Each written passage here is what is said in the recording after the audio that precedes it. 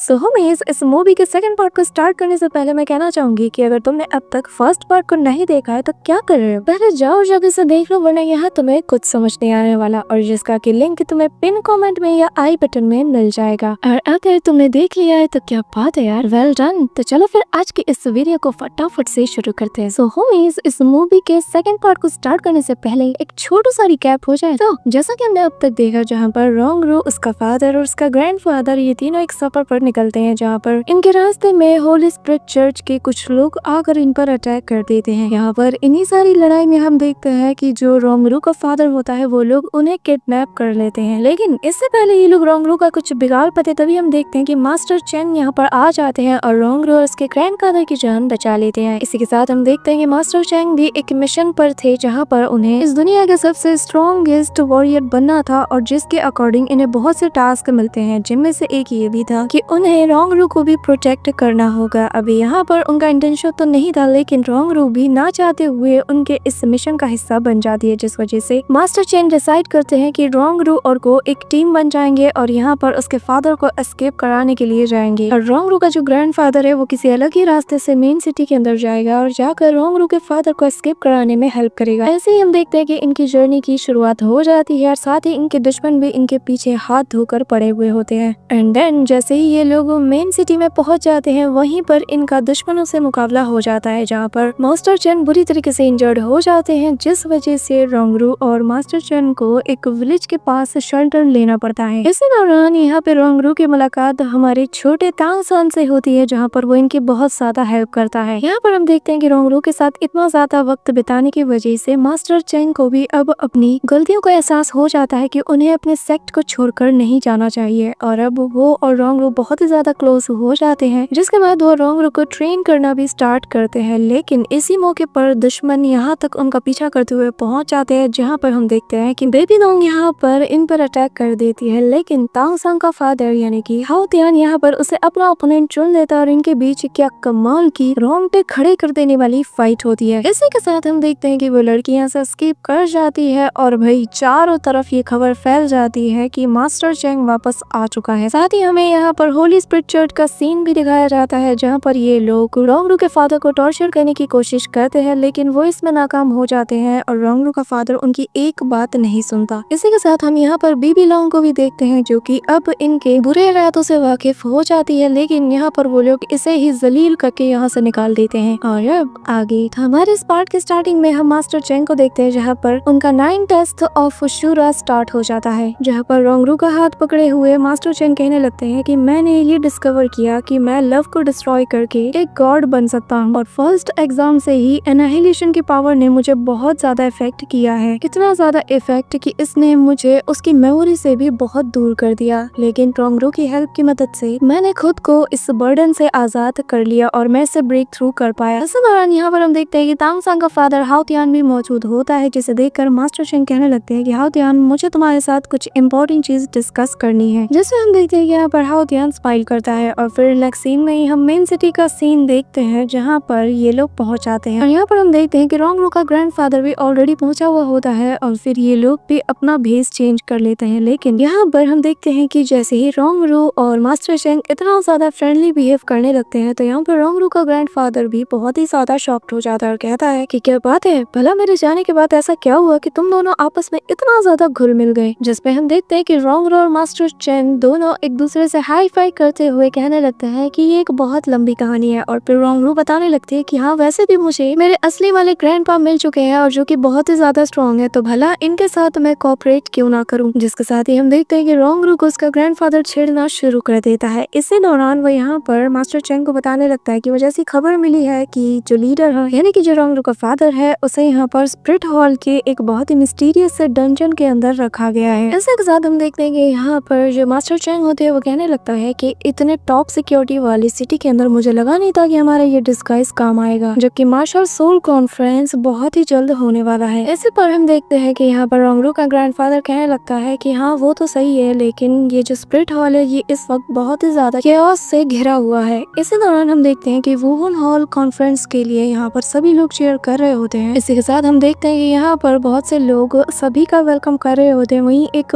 Person यहाँ पर announce करते हुए कहता है कि मार्शल स्पिरिट कॉन्फ्रेंस फ्रेंड्स में आप सभी का स्वागत है। साथ ही यहाँ पर एक पर्सन कहने लगता है कि 7 ट्रेजर ग्लेज सेक्ट की तरफ से जो एक्टिंग मास्टर है उन्होंने लॉर्ड किंग यून के रिक्वेस्ट पर रिस्पॉन्स किया है। यहाँ पर हम देखते हैं कि उनके सेक्ट का कोई और नया लीडर यहाँ पर एक्ट करते हुए आ जाता है, जो देखकर यहाँ पर रोंगरू का ग्रैंडफादर भी शॉक्ड हो जाता है और कहने लगता है कि आखिर वो कैसे दाई जोंगजू बन सकता है। इसी के साथ हम स्पिरिट हॉल के अंदर का सीन देखते हैं, जहाँ पर यहाँ पे 7 ट्रेजर ग्लेज्ड सेक्ट के न्यू लीडर को देखकर सभी लोग बहुत ही ज्यादा शॉक्ड हो जाते हैं और यहाँ तक कि उनके सेक्ट के लोग ही कहने लगते हैं कि आखिर तुम लीडर कैसे बन सकते हो, हमें तो इस बारे में कुछ भी नहीं पता है। जिस पर हम देखते हैं कि ये नया बंदा कहने लगता है कि क्या तुम लोग मुझ पर शक कर रहे हो। वही साथ में उसका चमचा कहने लगता है कि हमारे जो लीडर हैं उन्होंने खुद ही उनके कजिन पर भरोसा जताया है। इस दौरान निंग किंग यू आगे कहने लगता है कि गुरोंग भी हमारे दुश्मनों के साथ मिल चुका है। सुनने में ऐसी खबर आई है कि उसने आउटसाइडर के साथ हाथ मिला लिया है और अब वो हमारे ही सेक्ट के खिलाफ रेबेलियन करना चाहती है। तो मैं एक अच्छा कजन होने के नाते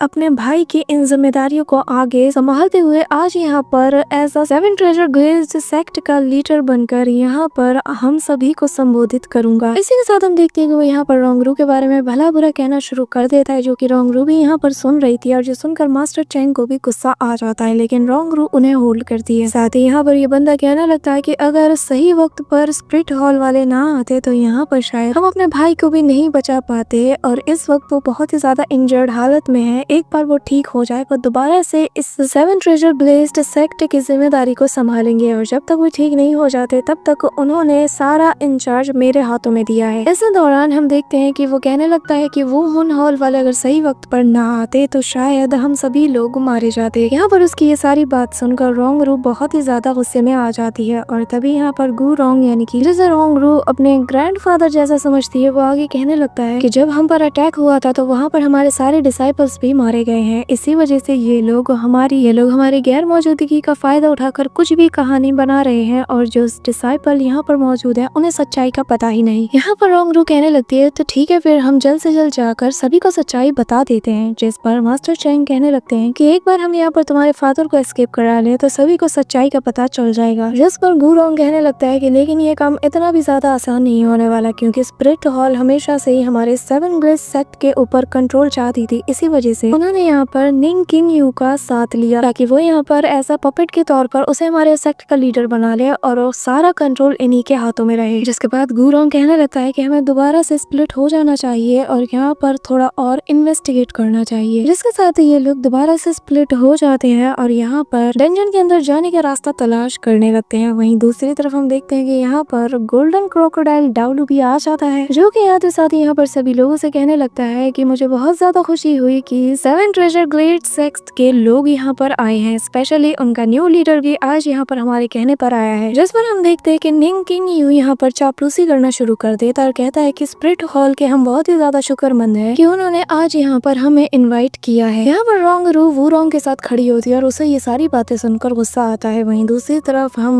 मास्टर चेन को देखते हैं, जो कि यहाँ पर रोंगरू के फादर के पास पहुंच जाता है। लेकिन यहाँ पर रोंगरू का फादर उसे देखते साथ ही कहने लगता है कि मुझे खुशी हुई तुम्हें यहाँ पर देखकर, लेकिन यहाँ पर एक बहुत बड़ा ट्रैप है। लेकिन इससे पहले कि वो पूरी बात कर पाता और वो ट्रैप एक्टिवेट हो जाता है। इसी के साथ हम उसी गोल्डन क्रोकोडाइल डाउलू को देखते हैं, जो कि कहने लगता है कि जो सोल मास्टर्स हैं वो यहाँ पर इस डाउलू कॉन्टिनेंट के फाउंडेशन है और ऐसा कहने में कोई भी गलत नहीं होगा कि जो मेनलैंड आज यहाँ पर इतना खुशहाल और इतनी शांति से आबाद हो रहा है तो वो बस आपकी और मेरी वजह से ही हो रहा है। जिसे सुनकर सभी लोग तालियां बजाने लगते हैं। वहीं दूसरी तरफ हम देखते हैं कि मास्टर चेंग जैसे ही अपने फोर्स का यूज करके स्ट्रैप को खत्म करने ही वाले थे कि तभी यहाँ पर एक वॉइस आती है, जो कि कहने लगती है कि ये बहुत ही बड़ा और पावरफुल ट्रैप है जिसे कि तुम फोर्स के जरिए से कभी भी हटा नहीं सकते। यहाँ पर हम देखते हैं कि बेबी डॉग को देखकर वो दोनों बहुत ही ज्यादा शॉक्ड हो जाते हैं और फिर मास्टर चेंग कहने लगता है कि वुहुन टेम्पल की पोप आखिर यहाँ पर प्रिजनर्स के तौर पर क्यों है। इसी दौरान सीन शिफ्ट होता है और दोबारा से उस गोल्डन क्रोकोडाइल डाउलू को देखते हैं, जो कि यहाँ पर सभी लोगों से कहने लगता है कि हमने बहुत ज्यादा मेहनत की है इस डाउलू कॉन्टिनेंट को बनाने के लिए, लेकिन जिन नोबेल लोग हैं यहाँ के वो लोग हमेशा से ही हम पर डोमिनेट करते हुए आए हैं और ये सब कुछ इस वजह से क्योंकि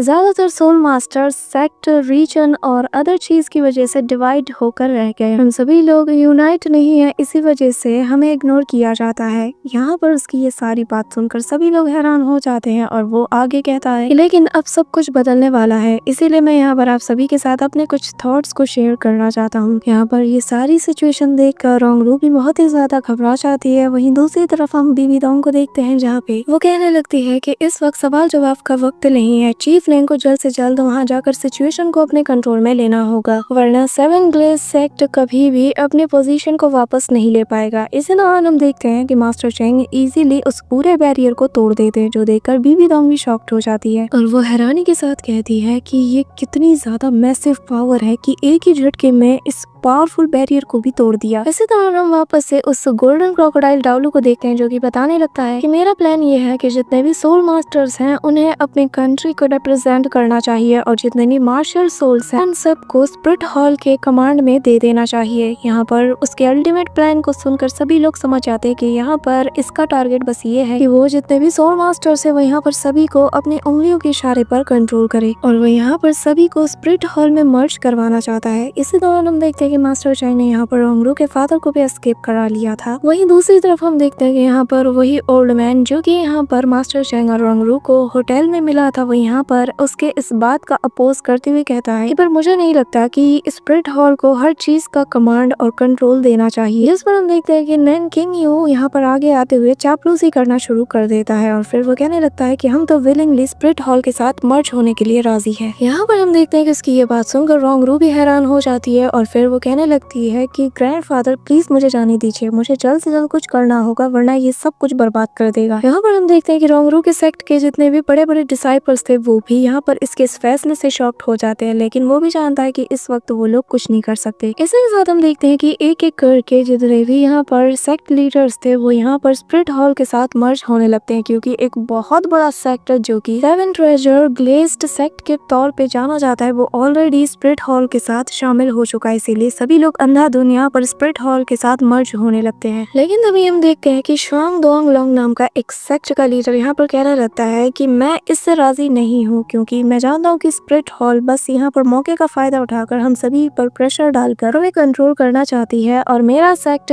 इनके साथ मर्ज नहीं होगा। यहाँ पर हम देखते हैं कि उसकी बात को सुन कर ही वो बंदा यहाँ पर उस पर अटैक कर देता है और उसे मसल कर रख देता है, जो देखकर सभी लोग थर थर कांपना शुरू कर देते हैं। यहाँ पर नेंग कुआंग जो कि इस वक्त 7 ट्रेजर ग्लेज्ड सेक्ट का लीडर है वो यहाँ पर अपने डिसाइपल्स को ऑर्डर देता है कि जाओ और जाकर उन लोगों को कैप्चर कर लो जो भी यहाँ पर स्प्रिट हॉल के अगेंस्ट जाने की कोशिश कर रहा है। यहाँ पर हम देखते हैं कि स्प्रिट हॉल का वो जो गोल्डन क्रोकोडाइल टाउलू था उसकी पावर को देखकर जितने सेक्ट थे जो कि यहाँ पर इनके साथ मर्ज नहीं होना चाहते थे वो भी डर जाते हैं और यहाँ पर वो क्रोकोडाइल टाउलू कहने लगता है कि बताओ कौन मेरा साथ नहीं देगा। इसी वजह से हम देखते हैं कि सभी सेक्ट उसका साथ देना शुरू कर देते हैं। यहाँ पर हम देखते हैं कि लेकिन कुछ सेक्ट ऐसे भी होते हैं जो कि अभी भी बहुत ज्यादा लॉयल होते हैं और वो लोग कहने लगते हैं कि बहुत ही ज्यादा शर्म की बात है कि 7 ट्रेजर ग्लेज्ड सेक्ट जैसा एक बड़ा सेक्ट यहाँ पर स्प्रिट हॉल का गुलाम बनकर रह गया है। तुम लोगों को तो शर्म आनी चाहिए कि तुम लोग एक वक्त पर मेनलैंड के सबसे स्ट्रॉन्गेस्ट सेक्ट हुआ करते थे। यहाँ पर हम देखते हैं कि सभी लोग अपने अपनी यहाँ पे सोल रिंग्स को भी एक्टिवेट करके स्प्रिट हॉल के अगेंस्ट फाइट करने के लिए रेडी हो जाते हैं, लेकिन इनकी तादाद बहुत ही ज्यादा कम थी और बस ये सारा नजारा देखकर रोंगरू से रहा नहीं जाता और फिर वो यहाँ पर गुरोंग से कहने लगती है कि मुझे जाने दीजिए क्योंकि मुझे जल्द से जल्द कुछ करना होगा। भले ही इस वक्त मेरे फादर इंचार्ज में नहीं है, लेकिन उनकी बेटी होने के नाते मैं उनकी जिम्मेदारियों को आज यहाँ पर निभाऊंगी। यहाँ पर उसके अंदर गुरोंग को अपने ओल्ड सेक्ट लीडर की झलक नजर आती है। यहाँ पर हम देखते हैं कि गुरोंग पूरी तरीके से शॉक्ड हो जाता है। रोंगरू उसका हाथ छुड़ाते हुए सभी के बीच में जाने लगती है और फिर कहने लगती है कि जितने भी यहाँ पर 7 ट्रेजर ग्लेज्ड सेक्ट के डिसाइपल्स हैं वो सभी लोग मेरे ऑर्डर को फॉलो करो। यहाँ पर हम देखते हैं कि रोंगरू की आवाज को सुनते साथ ही सारे डिसाइपल्स के कान खड़े हो जाते हैं और फिर रोंगरू अपने उस रॉक को भी हटा देती है और यहाँ पर उसे देखते साथ ही सभी लोग रिस्पेक्ट के साथ उसे यंग मास्टर कहते हुए ग्रीट करने लगते हैं, जो देखकर यहाँ पर निंग किंग यू का चेहरा देखने लायक था। रोंगरू बताने लगती है कि ये जो निंग किंग यू है ये असल में हमारा दुश्मन है और स्प्रिट हॉल के साथ हम कभी भी मर्ज नहीं हो सकते। इसी दौरान हम देखते हैं कि यहाँ पर जैसे ही रोंगरू के पीछे गुरोंग आ जाता है तो यहाँ पर निंग किंग यू को मौका मिल जाता है और फिर वो सभी को बताने लगता है कि असल में यंग मास्टर को इसी ने ही बहलाया फुसलाया होगा। ये तो गद्दार है और हमारे सेक्ट का दुश्मन है, इसकी बात पर कोई भी यकीन नहीं करेगा। यहाँ पर यह सुनते साथ ही गुरोंग अपनी सोल रिंग्स को एक्टिवेट कर देता है, जिसके साथ ही वो कहने लगता है कि अपनी बकवास बंद करो। लेकिन यहाँ पर निंग किंग यू रोंगरू को बहुत बुरा भला कहना शुरू कर देता है और कहने लगता है कि तुम तो यहाँ पर हमारे लीडर के इंजर्ड होने के साथ ही गायब हो गई थी और तुम अब हम पर आते साथ ही ऑर्डर देना शुरू कर रही है, जबकि तुम्हें तो कुछ भी नहीं आता, तुम्हें ये भी नहीं पता कि सिचुएशन क्या है, और बस यहाँ पर जैसा ये कह रहा है बस वही आकर हमारे सामने कह रही है। यहाँ पर हम देखते हैं कि निंग किंग अपने लोगों के साथ सीधा रोंगरू पर अटैक करने के लिए आगे बढ़ रहा था। वहीं दूसरी तरफ हम देखते हैं कि यहाँ पर मास्टर चैन और यहाँ पर रोंगरू का फादर ये लोग भी इस डंजन से बाहर निकलकर मेन हॉल की तरफ बढ़ रहे थे, जहाँ पर यहाँ पे मास्टर चैंग रोंगरू के फादर से कहने लगते हैं कि मुझे जल्द से जल्द रोंगरू के पास पहुंचना होगा, कहीं वो किसी खतरे में ना हो। वहीं दूसरी तरफ हम देखते हैं कि रोंगरू बहुत ही ज्यादा डरी हुई थी। तभी यहाँ पर मास्टर चैन अपनी स्वॉर्ड टेक्निक का यूज करते हुए जमीन को फाड़ते हुए यहाँ पर अपनी स्वॉर्ड पर सवार होकर बाहर आते हैं, जिसे देखकर सभी लोग शॉक्ड हो जाते हैं। और फिर वो बहुत ही स्टाइल से रोंगरू के सामने आकर अपनी स्वॉर्ड को उसके सामने रखते हुए कहने लगते हैं कि मैं चैन शिन, जो कि 7 ट्रेजर ग्लेज्ड सेक्ट का फर्स्ट एल्डर है, वो यहाँ पर हमारे सेक्ट की यंग मास्टर पर पूरा भरोसा जताता हूँ। यहाँ पर उसकी ये सारी बात सुनकर जितने भी डिसाइपल्स थे वो पूरी तरीके से शॉक्ड हो जाते हैं। यहाँ पर हम देखते हैं कि निंग किंग यू यहाँ पर उनके बारे में भी बुरा भला कहने लगता है और कहता है कि ये इतने सालों से गायब थे और अब अचानक से ये भी आकर हमारे खिलाफ बोलने लगे हैं। वहीं दूसरी तरफ मास्टर चैन यहाँ पर रोंगरू से कहने लगते हैं कि आगे बढ़ो और सबको सब कुछ बता दो, जिसके साथ ही हम देखते हैं कि रोंगरू आगे बढ़ती है और बताने लगती है कि असल में ये जो निंग किंग यू है ये असल में ट्रेडर है, और 1 महीने पहले जो मुझ पर और मेरे फादर पर अटैक हुआ था उसका जिम्मेदार स्पिरिट हॉल ही है, और ये अभी भी मुझे अरेस्ट करना चाहते हैं, मैं अच्छे से जानती हूँ। यहाँ पर हम देखते हैं कि वो जो गोल्डन डाउलू क्रोकोडाइल है वो यहाँ पर शॉक्ड हो जाता है, लेकिन वो कुछ भी नहीं कर पाता और चुपचाप बस रोंगरू की बातें सुन रहा था। जिसके साथ ही रोंगरू आगे बताने लगती है कि अगर मेरे साथ मेरे ये दोनों ग्रैंडफादर ना होते तो शायद मैं आज आप लोगों के सामने खड़ी ना हो पाती। जिसके बाद वो सभी से कहने लगती है कि आखिर हमारे फादर कभी भी स्पिरिट हॉल के गुलाम कैसे बन सकते हैं, जबकि हमारा 7 ट्रेजर ग्लेज्ड सेक्ट हमेशा से ही फ्रीडम को पसंद करता आया है। यहाँ पर हम देखते हैं कि उसकी ये बात सुनकर सारे डिसाइपल्स के अकल भी ठिकाने आ जाती है, और यहाँ पर हम देखते हैं कि जो बड़े बड़े वॉरियर्स होते हैं जो कि 7 ट्रेजर ग्लेज्ड सेक्ट को एडमायर करते हैं वो यहाँ पर आकर यंग मास्टर का साथ यानी कि रोंगरू का साथ देने लगते हैं। वहीं दूसरी तरफ हम देखते हैं कि रोंगरू का फादर भी आ जाता है, जिसे देखकर सभी लोगों को यकीन हो जाता है कि रोंगरू सच कह रही थी। यहाँ पर हम देखते हैं कि वो गोल्डन क्रोकोडाइल डाउलू कहने लगता है कि मुझे लगता है कि यहाँ पर थोड़ी मिसअंडरस्टैंडिंग हुई है, लेकिन तभी यहाँ पर गुरोंग अपने ड्रैगन की पावर का यूज करते हुए निंग किंग यू को पूरी तरीके से कच्चा चबा जाता है। और फिर यहाँ पर रोंगरू का फादर सभी लोगों से कहने लगता है कि मैं यहाँ मौजूद हमारे सारे डिसाइपल से कहना चाहता हूँ, साथ ही जो अदर सेक्ट के लीडर्स हैं उनसे भी कहना चाहता हूँ कि क्या आप सभी लोग स्पिरिट हॉल के तले रहना चाहते हो, अपने प्राइड अपने फ्रीडम को ऐसे ही कुर्बान करके क्या आप लोग हमेशा के लिए इनके स्लेव बनकर रहना चाहते हो। भले ही ये कितने बड़े बड़े और हसीन सपने दिखाए, लेकिन गुलामी का मतलब आप भी जानते हो कि क्या होता है। यहाँ पर उसकी ये बात सुनकर सभी लोग उससे बहुत ही ज्यादा इंस्पायर हो जाते हैं और कहने लगते हैं कि हाँ आप सही कह रहे हो, और सभी लोग यहाँ पर स्पिरिट हॉल को अपोज करना शुरू कर देते हैं। कि तभी यहाँ पर वो गोल्डन क्रोकोडाइल डाउलू आगे आते हुए अपनी सोल रिंग्स को एक्टिवेट करते हुए कहने लगता है कि अब बस बहुत हो गया, अब मुझसे और बर्दाश्त नहीं होता। यहाँ पर हम देखते हैं कि वो अपनी मार्शल सोल को एक्टिवेट कर देता है, जहाँ पर हम देखते हैं कि वो गोल्डन क्रोकोडाइल आते साथ ही यहाँ पर लेजर से इन पर अटैक कर देता है। कि तभी यहाँ पर रोंगरू का फादर अपने डिसाइपल्स को भी फाइट बैक का ऑर्डर देता है, और फिर हम देखते हैं कि यहाँ पर रोंगरू का फादर भी अपने ड्रैगन फॉर्म में आते साथ ही इनसे फाइट करना शुरू कर देता है। वहीं दूसरी तरफ हम देखते हैं कि वुहुन सेक्ट भी इनके खिलाफ फाइट करने लगता है, जिस वजह से अब यहाँ पर 7 ट्रेजर ग्लेज्ड सेक्ट को बहुत मुश्किलें आने वाली थी। कि तभी हम देखते हैं कि यहाँ पर मास्टर चैंग आता है और भाई अपने ब्लैक होल पावर का यूज करते हुए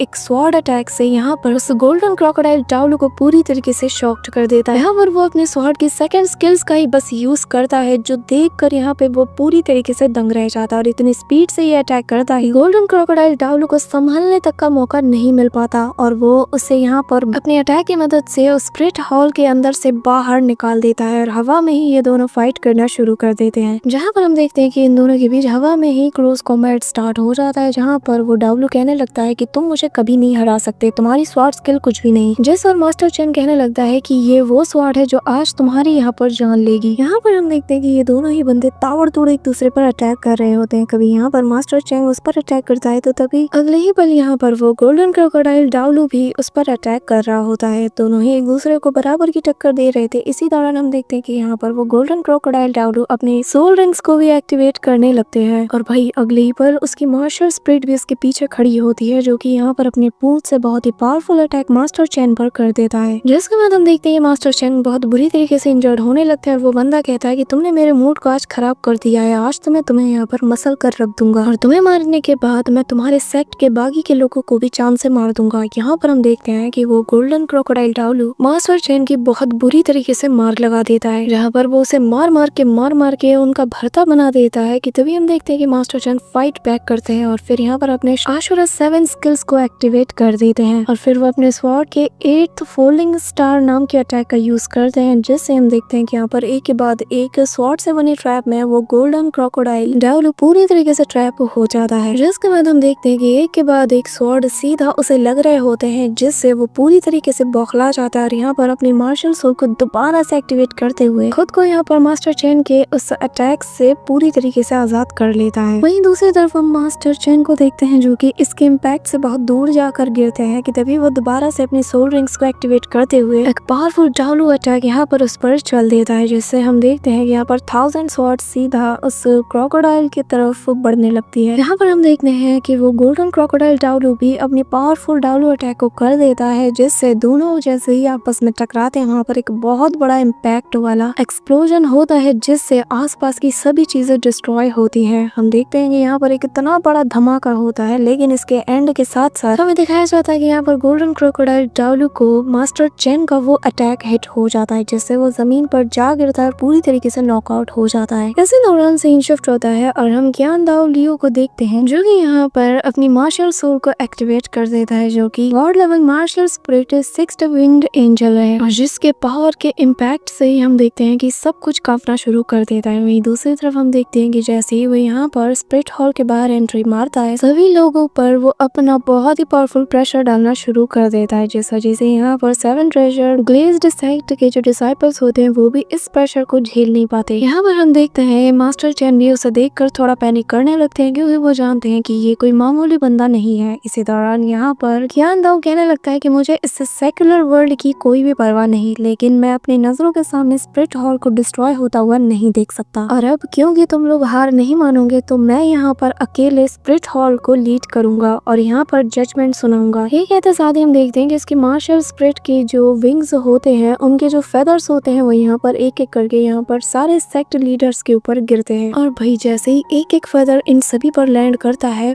सभी लोग सेकंड्स में डिस्ट्रॉय हो जाते हैं। और फिर यहाँ पर वो अपने फेदर्स का एक ऐसा तूफान चलाता है कि उसकी चपेट में आने वाला हर एक बंदा पूरी तरीके से इस दुनिया से हमेशा हमेशा के लिए मिट जाता है। यहाँ पर इतने बड़े अटैक को देखकर रोंगलू का फादर इमीडिएटली अपने सेक्ट के सबसे पावरफुल बैरियर को एक्टिवेट कर देता है, जो देखकर यहाँ पर ज्ञान दाओ अगले ही पल उसके बैरियर पर अटैक कर देता है, जहाँ पर कुछ 2-3 फेदर से ही हम देखते हैं कि उसका पूरा बैरियर डिस्ट्रॉय हो जाता है। और अब वो अटैक सीधा उसको लगने वाला था, लेकिन तभी यहाँ पर रोंगरू आ जाती है और भाई किसी हीरो की तरह आगे खड़ी हो जाती है। लेकिन इससे पहले कि वो अटैक उसे लग पाता तभी मास्टर चैन का स्वॉर्ड आ जाता है और उनके फेदर्स को रोक देता है, जिससे वहाँ पर एक के बाद एक बड़े बड़े एक्सप्लोजन्स होते हैं। और वो बहुत ही डेयरिंग लुक के साथ यहाँ पर ज्ञान दाओ को देखता है, जिसके साथ ही वो हवा में जंप करते हुए कहता है कि तुम्हारा ये सब कुछ बिल्कुल भी अनएक्सेप्टेबल है। इसी के साथ वो अपने आशुरा 7 स्किल्स का दोबारा से यूज करना शुरू कर देते हैं और फिर अपने आशुरा 6 स्किल्स गॉड टेक्निक का भी यूज करते हैं, जिससे हम देखते हैं कि बहुत ही पावरफुल अटैक सीधा उसके ऊपर हो जाता है। और यहाँ पर मास्टर जैन आशुरा गॉड की पावर का यूज करना शुरू कर देते हैं, जो देखकर यहाँ पर ज्ञान दाओ भी इसकी तारीफें करते हुए कहता है कि मानना पड़ेगा तुम्हारे पास आशुरा गॉड की इनहेरिटेंस है। इसी के साथ यहाँ पर ज्ञान दाओ कहने लगता है कि चैन शिन, मैं तुम्हारे साथ एक प्रॉमिस कर सकता हूँ, अगर तुम मुझे जरा सा भी हर्ट कर पाते हो तो मैं यहाँ से तुम्हें जिंदा जाने दूंगा। तो चलो मुझे दिखा दो कि आखिर आशुरा गॉड की इनहेरिटेंस का तुम कैसे यूज करते हो। जिसके साथ ही यहाँ पर मास्टर चैन कहने लगता है कि चिंता मत करो, मैं तुम्हें सिर्फ हर्ट नहीं करूंगा बल्कि मैं तुम्हें आज यहाँ पर जान से मार डालूंगा। ये कहते साथ ही वो यहाँ पर अपनी आशुरा गॉड की पावर का यूज करते हुए अपने स्वॉर्ड से एक के बाद एक लगातार ताबड़तोड़ अटैक कर देता है। लेकिन यहाँ पर जो ज्ञान दाओ होता है वो कोई कच्चा खिलाड़ी नहीं होता, वो बस अपने हाथों से ही उसके स्वॉर्ड अटैक को डॉज कर लेता है और वो बहुत ही स्पीड के साथ ये कर रहा था। इसी के साथ मास्टर चैन यहाँ पर 1000 स्लैश टेक्निक का भी यूज करता है, लेकिन यहाँ पर ज्ञान दाओ पर उसका भी असर नहीं पड़ता और फिर ज्ञान दाओ उसके करीब जाकर उन पर अटैक कर देता है, लेकिन मास्टर चैन भी इसके अटैक से बच जाते हैं। जिसके बाद हम देखते हैं कि यहाँ पर जो ज्ञान दाओ होता है वो अपने 4th सोल नाम की टेक्निक का यूज करता है, जिससे आसमान से बड़े बड़े मीटियोर जैसे अटैक वो यहाँ पर मास्टर चैन पर कर देता है। लेकिन मास्टर चैन भी अपनी कमाल की स्वॉर्ड टेक्निक से उन्हें रोक लेता है और फिर यहाँ पर वो आशुरा गॉड की फुल पावर का यूज करते हुए उसके फॉर्मेशन को पूरी तरीके से डिस्ट्रॉय कर देता है, जिसके साथ ही यहाँ पर आशुरा गॉड की हमें फुल पावर वाला लुक नजर आता है। और फिर यहाँ पर ज्ञान दाओ अपना जायंट फिस्ट अटैक भी कर देता है, जिससे दोनों के फिस्ट अटैक जैसे ही आपस में कोलाइड करते हैं वहाँ पर एक बहुत बड़ा एक्सप्लोजन होता है, जिसके साथ ही नेक्स्ट सीन में मास्टर चेन जमीन पे जा गिरते हैं और यहाँ पर क्यान दाओ कहने लगता है कि अफसोस की बात है कि तुम अभी तक पूरी तरीके से आशुरा गॉड नहीं बने, वरना मुझे तुम बराबरी की टक्कर दे पाते। इसी के साथ वो कहने लगता है कि अब वो बारी आ चुकी है कि तुम इस दुनिया को अलविदा कह दो, क्योंकि तुम बिना आशुरा गॉड बने मुझे कभी भी नहीं हरा सकते और तुम बस एक 96 लेवल के पीक डाउलू हो। इसी के साथ हम देखते हैं कि यहाँ पर वो हवा में तेजी से जंप करते हुए अपने 9th सोल एंजल पास्ट नाम की टेक्निक का यूज करता है, जिससे यहाँ का पूरा डायमेंशन चेंज हो जाता है और ये लोग अब पूरी तरीके से इसके कंट्रोल में आ चुके थे, जहाँ पर वो बस हल्की सी लहर से ही अपने उस अटैक के चपेट में आने वाले हर एक बंदे को सेकंड्स में डिस्ट्रॉय कर देता है, जो देखकर रोंगरू भी पैनिक कर जाती है। और फिर देखते हैं कि रोंगरू अपने सामने बस इस मैसिव पावर को देख पा रही थी और वो बहुत ही ज्यादा पैनिक कर जाती है। इसी दौरान हम मास्टर चेन को देखते हैं जो कि बहुत ही ज्यादा इंजर्ड हो चुके थे और अपने स्वॉर्ड की तरफ बढ़ रहे थे कि तभी यहाँ पर उसे आशुरा गॉड की आवाज सुनाई देती है, जो कि कहने लगता है कि क्यान दाओ इसलिए इतना ज्यादा ताकतवर है क्योंकि उसके पास गॉड्स की पावर है और तुम बिना गॉड बने इसका सामना कभी भी नहीं कर सकते, और जिसके लिए तुम्हें इस दुनिया से अपने सारे नातों को तोड़कर गॉड रियलम में एंटर होना होगा। और जैसे ही तुम इस दुनिया से अपने सारे नाते तोड़ लोगे तुम क्यान दाओ को इजीली हरा सकते हो। यहाँ पर हम देखते हैं कि मास्टर जेन अपनी स्वॉर्ड की तरफ बढ़ रहा था, लेकिन वो एक्सट्रीमली वीक हो चुका था और इससे पहले कि वो अपने स्वॉर्ड को पकड़कर यहाँ पर सबकी जान प्रोटेक्ट कर पाता कि तभी हम देखते हैं कि यहाँ पे रोंगरू उसके आगे आ जाती है और फिर 7 ट्रेजर कलर गेज नाम के इस बैरियर का यूज कर देती है, जिसे कि मास्टर चेन ने उसे एक बार सिखाया था। फिर कहती है कि हालांकि मैं इतनी ज्यादा स्ट्रॉन्ग नहीं हूँ लेकिन मैं फिर भी हार नहीं मान सकती, मैं भी आप सबकी हेल्प करना चाहती हूँ। यहाँ पर हम देखते हैं कि उसके अंदर मास्टर चेन को अपनी एल्डर सिस्टर की झलक नजर आती है, जहाँ पर वो भी मरते हुए यही बात कह रही थी। और जब यहाँ पर मास्टर चेन ने उससे सवाल किया था कि अब आप आगे क्या करोगी, तो उसने यही कहा था कि मेरे फादर गुजर चुके हैं और अब मैं उनकी जगह पर हमारे सेक्ट को प्रोटेक्ट करना चाहती हूँ। इसी के साथ मास्टर चेन वो नजारा भी याद करते हैं जब यहाँ पर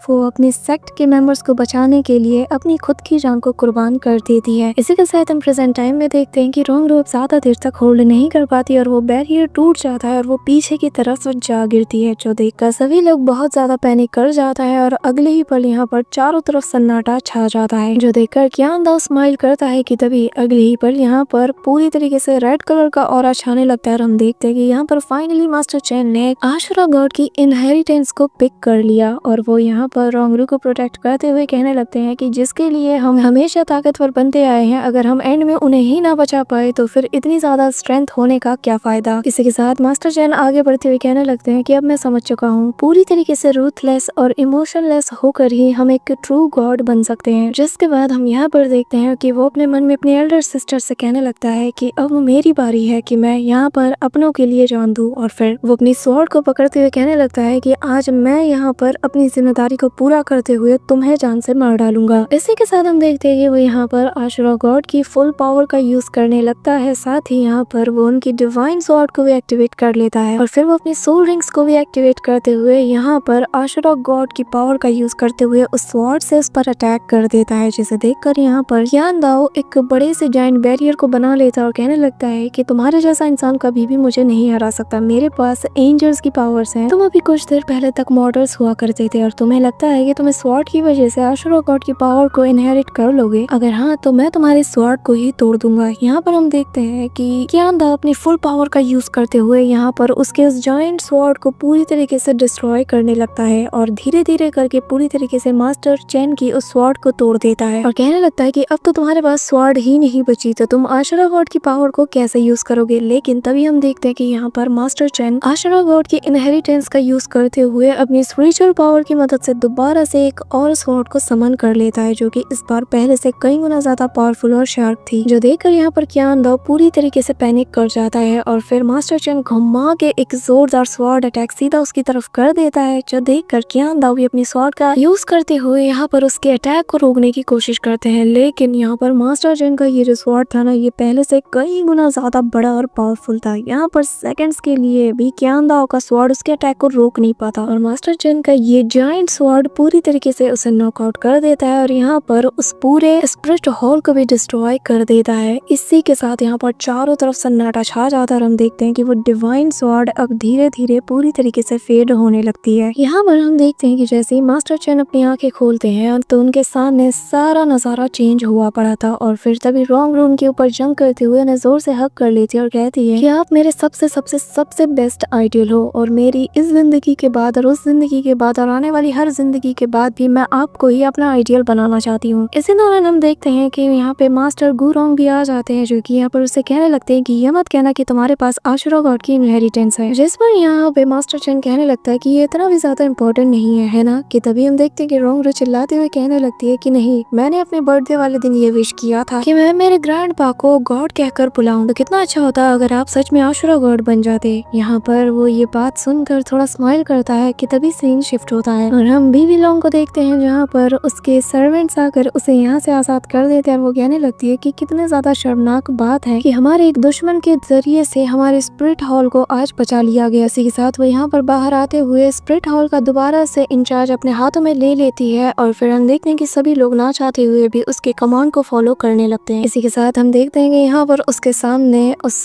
गोल्डन क्रोकोडाइल डालू को भी ले आया जाता है, जहाँ पर वो उसके सामने आते साथ ही अपनी डुअल मार्शल सोल को एक्टिवेट कर देती है, जो देखकर वो बंदा भी शॉक्ड हो जाता है। फिर वो कहने लगता है कि क्या, जिसके बाद बीबी तंग कहने लगती है कि चुप हो जाओ, क्योंकि अब यहाँ की जो ट्रू पोप है वो वापस आ चुकी है और अब यहाँ का सारा इंचार्ज मैं ही संभालूंगी। तुमने मौके का फायदा बहुत उठा लिया। ये कहते साथ ही वो यहाँ से जाने लगती है और इन लोगों को कैद करने की सजा सुना देती है। And then rest of the story हमें यहाँ पर दिखाई जाती है कि कैसे आगे चल के वो एक टॉप लेवल की विलन बन जाती है। इसी के साथ नेक्स्ट सीन में हम मास्टर चेन और रॉन्ग रू के फादर और गुरोंग को देखते हैं, जहाँ पर ये लोग आपस में डिस्कशन कर रहे होते हैं। इसी के साथ हम देखते हैं कि तभी यहाँ पर रॉन्ग रू आ जाती है और आते साथ ही मास्टर चेन के गोद में सवार हो जाती है, जहाँ पर मास्टर चेन उससे कहने लगते हैं कि चलो फिर हम दोनों मिलकर जरा सैर पर जाते हैं। जिसके साथ ही हम देखते हैं कि वो अपने स्वॉर्ड पर सवार होकर रॉन्ग रू को लेकर यहाँ से उड़ जाते हैं। इसी दौरान सीन शिफ्ट होता है और हमें गॉड रिलम का सीन दिखाया जाता है, जहाँ पर आशुरा गॉड हमें दिखाया जाता है, जो कि यहाँ पर कहते हैं कि तांग चैन जाओ और जाकर मेरे दिए हुए इस टेस्ट को कंप्लीट करो, और जब तुम आशुरा स्वॉर्ड के 8th टेस्ट को कंप्लीट कर लोगे तब तुम अपने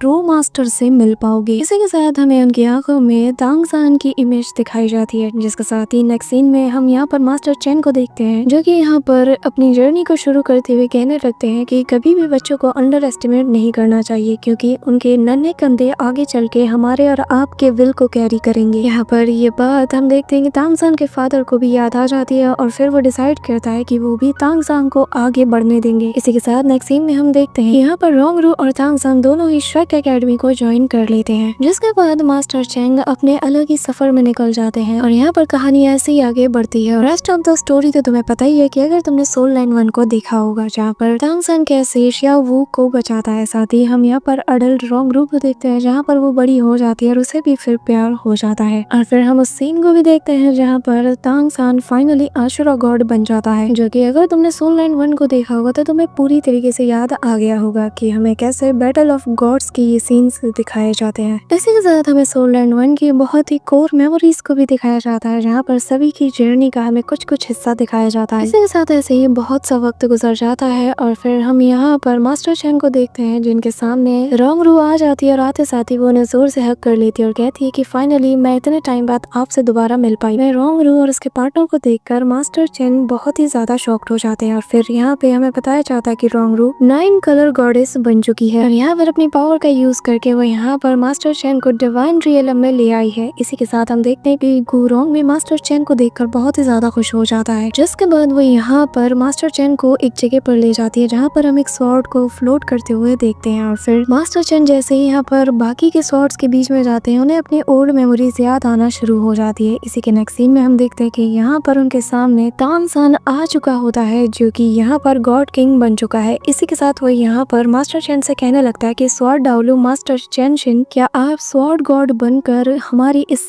पुरानी लेगेसी को ओपन करना चाहोगे। जिसके साथ ही हम देखते हैं कि यहाँ मास्टर चेन मान जाते